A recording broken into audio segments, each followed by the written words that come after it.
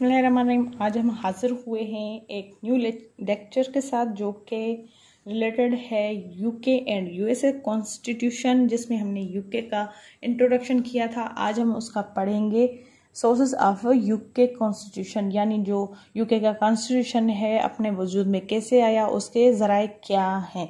There are 5 sources of the UK constitution: convention, charters, statutes, judicial decision and common law. Now we'll discuss first one is convention. What is convention?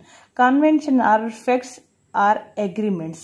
ठीक है, जो conventions है ना वो facts होते हैं मुश्तमिल और यानी हकीकत पे मुबनी एक एग्रीमेंट होती है, ठीक है,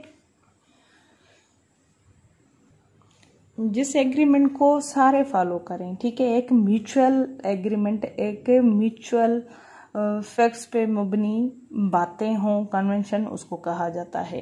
ठीक है, यानी एक ऐसी बात जो सब जिस पे मुत्तफिक हों और वो अग्री कर जाएं किसी बात पे। ठीक है, the workability of English constitution based upon conventions, यानी जो यूके का कॉन्स्टिट्यूशन है, इंग्लिश कॉन्स्टिट्यूशन, वो बेस करता है ज्यादातर कन्वेंशंस के ऊपर, without which is it become unworkable. ठीक है, अगर ये ना होता तो फिर जो यूके का कॉन्स्टिट्यूशन है वो अनवर्केबल होता। ठीक है, regarding as sacred as law of the constitution, उसको यही मतलब प्रिज्यूम किया जाता है कि जो है ये कन्वेंशंस जो हैं ये लॉ ऑफ कॉन्स्टिट्यूशन है। इसकी इम्पोर्टेंस क्या है? Importance of UK constitution is promotes corporation cooperation. ठीक है, ये प्रोमोट करता है तावन को, फैसिलिटेट करता है cooperation on issue like human rights. ठीक है, ऐसे इश्यूज पे कोऑपरेशन करता है जिसमें आ जाते हैं जैसे ह्यूमन राइट्स, ट्रेड हो, इन्वायरमेंटल प्रोटेक्शन हो। अभी जो ग्लोबल वार्मिंग चल रही है इन्वायरमेंट के तहत, तो उसमें ये कन्वेंशन के थ्रू ही वर्क किया जा रहा है। ठीक है, यूएनओ में provide framework for the dispute resolution, provide mechanism, इसमें जो है वो डिस्प्यूट के लिए एक रेजोल्यूशन देता है, फ्रेमवर्क देता है और प्रोवाइड करता है तरीकेकार। सही है, कन्वेंशन की अहमियत ये है कि रिजोल्व करता है, ताबन करता है ह्यूमन राइट्स को दिलवाने में, या फिर कोई ऐसे ट्रेड के मसले हों, या फिर इकोनॉमिकल इश्यूज हों, हेल्थ रिलेटेड इश्यूज हों, बहुत सारी चीज़ें हैं। जब ह्यूमन राइट्स आया तो ऐसा ह्यूमन के बहुत सारे मसाइल हैं जिनको वो रिजोल्व करता है कन्वेंशन के थ्रू, वो यूएनओ में। ठीक है, लेकिन अभी हम बात कर रहे हैं यूके कॉन्स्टिट्यूशन की, और उनमें इनका कन्वेंशंस का बहुत ज़्यादा बड़ा किरदार है, इसीलिए तो इसको फर्स्ट सोर्स कहा गया है। Fundamental principle of UK constitution, जो फंडामेंटल प्रिंसिपल है यूके कॉन्स्टिट्यूशन का, इंग्लिश कॉन्स्टिट्यूशन का, वो क्या है? उस इन कन्वेंशंस के थ्रू क्या क्या चीज़ें वजूद में आई? Sovereignty of parliament and ministerial responsibility to the parliament, successful working of democracy depends are regulating by conventions, यानी कन्वेंशन होने के बाद यूके के कॉन्स्टिट्यूशन में ये तब्दीलियां आई, जो एक चेंजिंग वाला काम हुआ। वो सॉवरेनिटी मिली किसको? पार्लियामेंट को। जो यूके की पार्लियामेंट है आज सॉवरेन दिखाई देती है, सब उसको जो है अप्रिशिएट करते हैं, उनके तर्ज को फॉलो करते हैं, उनके अकॉर्डिंग चलने की कोशिश करते हैं।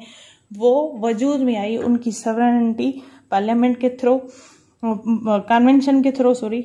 और जो मिनिस्ट्रियल पावर है, रिस्पॉन्सिबिलिटी है पार्लियामेंट के अंदर, वो भी कन्वेंशन के थ्रू आई, और उसमें जो है सक्सेसफुल लीगल जो वर्किंग दिया गया किसके लिए? डेमोक्रेसी, यानी डेमोक्रेसी को वजूद में लाया गया, उसके ऊपर अमल पैरा हुए लोग, यानी कैबिनेट, पार्लियामेंट के लोग, तो वो भी कन्वेंशन के थ्रू है। सही है। दूसरा इसका काम है, दूसरा इसका बड़ा कारनामा कौन सा है? King and queen accept the advice of cabinet. पहले क्या होता था कि जो किंग और क्वीन थी वहाँ की, यूके की या फिर कहीं पे भी, वो सारे जो फैसला दे देते थे, चाहे वो हकीकत हो, झूठ हो, सच हो, इंसाफी हो, इंसाफ पे मबनी हो, या फिर नाइंसाफी की जा रही हो किसी दूसरे से, तो बादशाह को कोई पूछने वाला नहीं था या फिर क्वीन से कोई पूछने वाला नहीं था। तो इस कन्वेंशन के थ्रू ये एक्सेप्टेंस मिली किसको, कि जो किंग है और क्वीन है वो एडवाइस जरूर लेंगे, किससे, कैबिनेट से। ठीक है, कैबिनेट में कौन आता है, पीएम प्लस उसके मिनिस्टर्स, एक नहीं होता, एक से ज्यादा होते हैं कैबिनेट में, ये चीजें आती हैं। और इनकी मशावरत के अलावा किंग और क्वीन कुछ भी फैसला नहीं कर सकते, यानी इनको बाउंड किया गया। और ये किंग और क्वीन की मजबूरी बन गई कि उनकी जो एडवाइस है वो एक्सेप्ट करें किसी भी मामले में। ये एक कन्वेंशन के थ्रू आया। ठीक है, और इनका दूसरा कारनामा, तीसरा, वो था no tax can levied without the sanction of parliament, यानी कोई भी टैक्स जो है ना वो इम्पोज नहीं किए जाएंगे जिनके ऊपर पार्लियामेंट मुत्तफिक ना हो और वो सैंक्शन वगैरह ना लगाए। ठीक है, सैंक्शन का मतलब है कि हद से ज्यादा के जो टैक्सेस है ना पार्लियामेंट की मर्जी के अलावा कहीं पे भी इम्पोज नहीं होंगे, टैक्सेस बढ़ाए नहीं जाएंगे लीव्ड।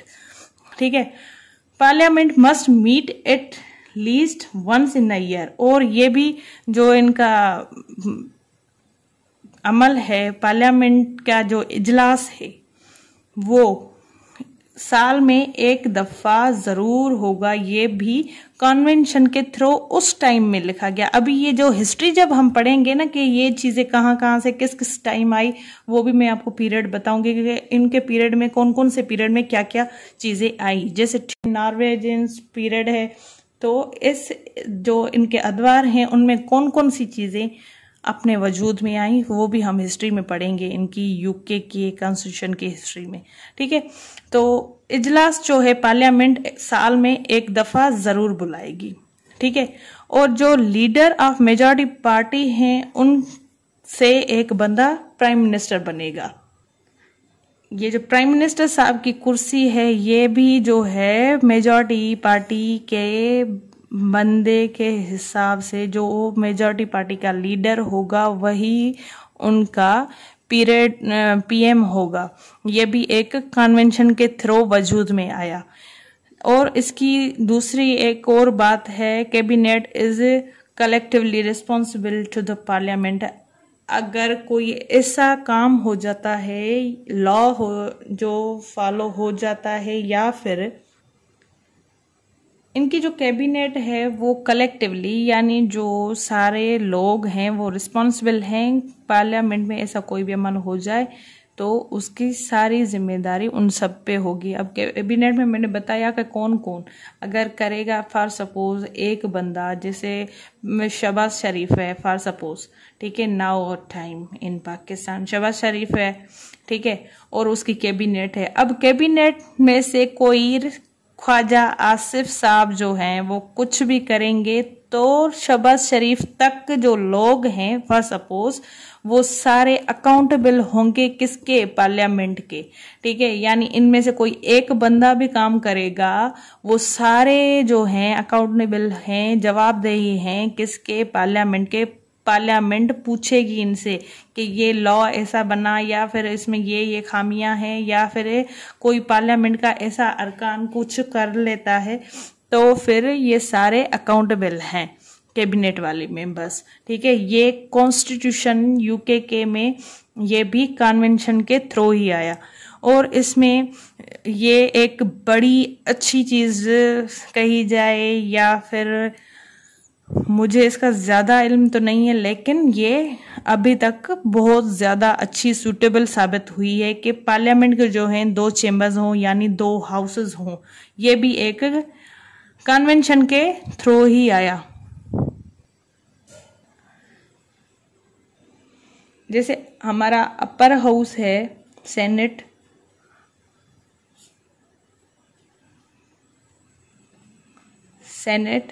और जो लोअर हाउस है नेशनल असेंबली, ठीक है, वैसे ही इनके दो हाउसेस हैं, house of lords and house of common, ठीक है, वो भी एक कन्वेंशन के थ्रू ही आया, ठीक है। और इसमें जो हाउस ऑफ लॉर्ड्स हैं वो डिसाइड करते थे जुडिशियल केसेस। उस टाइम में दो चेम्बर्स बने, उनमें जो हाउस ऑफ लॉर्ड्स है, जो अपर हाउस है इनका, वो जुडिशियल डिसीजन भी देता था उस टाइम में। और जो हाउस ऑफ लॉर्ड्स वाले थे वो ये भी काम करते कि जो कोई भी मीटिंग्स वगैरह होती थी वो भी अटेंड करते थे, किंग के साथ हों या फिर पार्लियामेंट के अंदर हों, वो मीटिंग्स अटेंड करते थे। सही है, ये था इनका यूके का कॉन्स्टिट्यूशन, जिसमें फर्स्ट सोर्स हमने पढ़ा कन्वेंशंस, ठीक है। और इसका दूसरा source, third source and fourth source भी हम टाइम टू टाइम डिस्कस करते रहेंगे। अपनी दुआ में मुझे याद रखें। अल्लाह आपका हामी नासिर। अल्लाह हाफिज़।